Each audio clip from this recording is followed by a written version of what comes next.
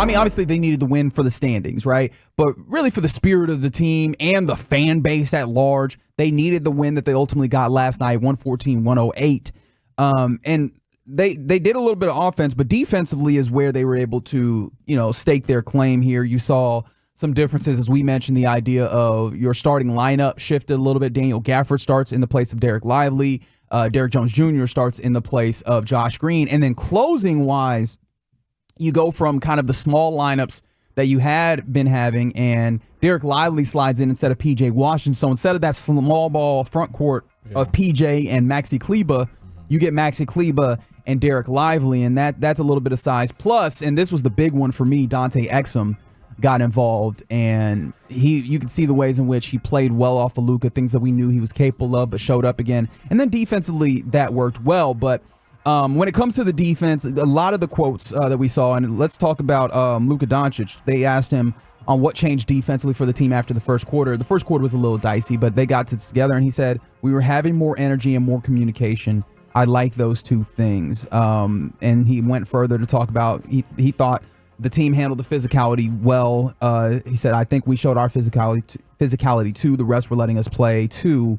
I think it was both ways. So, Blake, with all of that being the case, with what we saw in this game, not to say that that's the end-all, be-all, but do you think that the defense, the way that this team is going about defense, maybe like it seems like they're utilizing a lot of drop and those types of things when it comes to pick and roll. Do you think that they're on the right path defensively and it's just the effort and communication, as Luka alludes to, or do you think that there needs to be some levels of shift in the way that they play defense? So I think that for this season, there will be no shift or change that will happen. Sure. So I think that's the part that it's hard for me, because from what I've seen, the kind of defensive scheme that they're running, it seems like it's for all five of guys on the court, it's hard for them to be on the same page, because they're it's a little bit complicated, but they're running kind of a variant of a 2-3 while also not running it by just switching at the top, and a lot of screens being set and a lot of double drag screens being set. And when you have Luka being switched onto a guy that's the primary ball and he's the primary ball defender, I don't think that's what the Mavs want. So, and I mean, you sent a text to me about it. It was pretty funny. And it's kind of a running joke we have here with Luka kind of playing air traffic control. We'll see a lot of pointing by him. And I think, and I'm a Luka defender, so when he scores the ball and things are going right, you'll see Luka lock in on defense. He'll sit in the chair, he's getting deflections, he's diving after loose balls. But when you see he hasn't gotten a foul call here and there, it kind of there's a spotlight on him, if not. And I think you see a lot of guys out there that it seems like they feel like it's their fault they're messing up. They're the last person to rotate, and then it's this person. So I think it is something that can be fixed, because we saw them have the number one defense for a little bit of a stretch of games. But also during that stretch, it is important to remind people that they had those new pieces. They weren't exactly running the scheme that they're running now. It was a lot of just go play basketball. And it worked.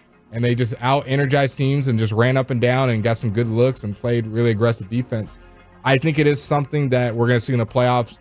You saw it against the Pacers, against the Celtics. These teams that are high-powered octane offenses that can spread the ball around, it's hard to guard with this kind of defensive scheme that they're running as far as these guys buying into it. So I'm not confident in it yet. I am confident in their offense, but the defense is something that I don't even want to say it's trending in the right direction. I think you just played a team that can't shoot the ball really well from deep and a team that's not got the greatest offense. So I'm still very cautious about the defense. Yeah, I think when you point to some of the teams that have really good good offenses, rather, I think one of the things also is they are so honed in together as a team that now they are not focusing on how do we get our offense going. They are focusing on how do we attack this defense, and then we can get at one of the issues that it seems like this team has, this Dallas Mavericks defense has, is that sometimes it's just not being tied together. In fact, allow me to utilize the words of Jason Kidd when he was asked about the difference between the defense in that rough start and then the way that it went together.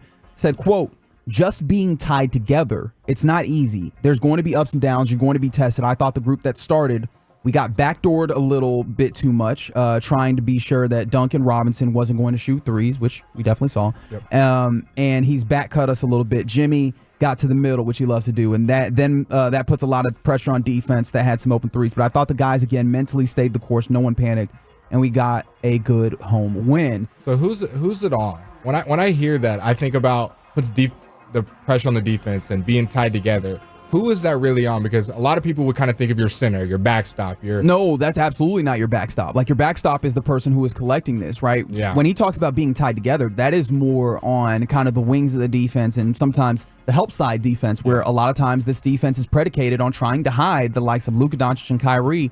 And so understanding the principles of the defense and knowing that when one trigger happens, right, something happens offensively, knowing what you're supposed to do and doing that in time, that's what we saw, right? That togetherness and that playing, when we say tied together, and I'll use the phrase on a string, it's like when everybody sees something, you should know, hey, this is what I'm supposed to do and move immediately. So where it looks like everybody's on a string like marionettes or like foosball, where you move and everybody moves together, and that doesn't seem to happen. Yeah. And so this is why I have this question of if this needs to shift.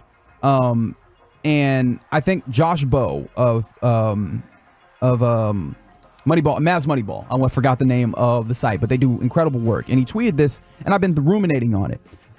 He tweeted this during the course of that game. Not trolling, if the Mavericks didn't help or rotate at all, everyone just guarded their man and didn't move off of them, the Mavs defense might be better than what we're seeing right now. Maybe. And I don't think he's wrong. I think some of the things is you end up having defensive breakdowns because not everybody is, playing into the system properly. And so I feel like even if you did not have a system, they'd be playing that like we saw the no system. Defense. The first couple games to the new guys was the no system. Exactly. That was just play basketball. Which I don't know what that says about your team, because like you have to have some level of defensive system. I don't know that you can play rec ball hoop out there where it's just like guard your man and that's fine, because great teams will absolutely torch you. But the fact that you playing whatever defensive system that you had has looked this poor, I think that's the part that scares me more than anything. I think Dana Larson said this on Locked On Mavs with Nick Angstead. It just feels like it's like spring training camp with these guys out here. It feels like they're still trying to learn the defensive scheme, which is true. PJ and Gafford were not here at the beginning.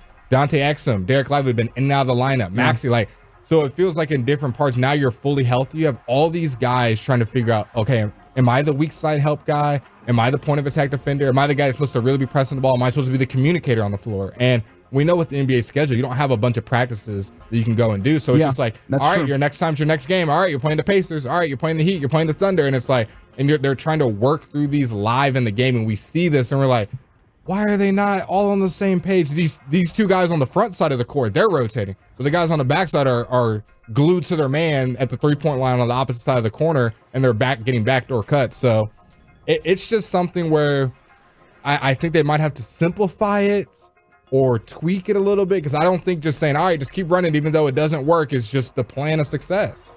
And this is the thing, and I love Dana Larson. I think that she's definitely right in the regard that clearly, like, this became a somewhat new team when you switch some of the foundational pieces at the trade deadline, and you're trying to, integrate them into what you're doing here. The question I have is, you mentioned the idea of, guys are still getting a feel for it. When it comes to the system and like the defensive breakdowns, the problem is it feels like the defensive breakdowns are dudes that you've had on this team for 6 years. Mm-hmm.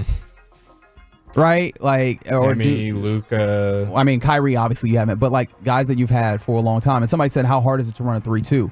You're not running a 3-2 really, but understanding when you have to make decisions defensively, or when certain times are to rotate out, or whose responsibility is to help off and cover or stunt or various things. Not to get too I don't want to get too into the weeds when it comes to the defensive, but like the principles that they have defensively, clearly they're not being executed to their fullest potential, and all it takes is one weak link, and it feels like there's been consistently one weak link. Although last night they put it all together. And so I think you're right. Maybe some level of simplification could be helpful in this.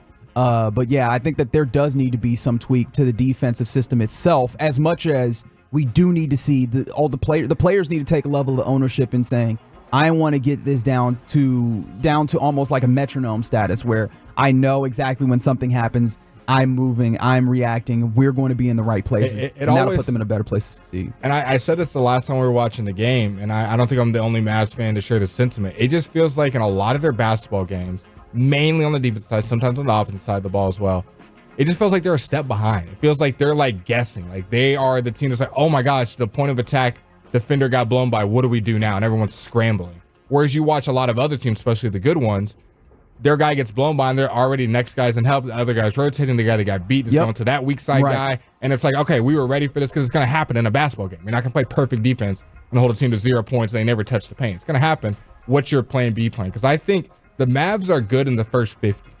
Bringing the ball up the court, first 2 passes, they're good. I think they're pretty good at that. Yes. It's when that 4th, 5th, 6th pass gets happen or an offensive rebound happens or the 2 back cuts happen and they're like, oh, what do we do now? We are lost. And you don't have the defensive acumen to be able to be like, guys are just pinning it at the rim 24/7 and making up for some of that stuff. I think you got some good pieces, but I don't think you have any defensive player of the year candidate on your team. So it's something they got to figure out, that second effort. And I think it starts with your head coach. I think it starts with your best player, all those guys buying in and making sure that the rest of the guys know their role. Yeah. And so like that's going to continue to be my focus when it comes to this team.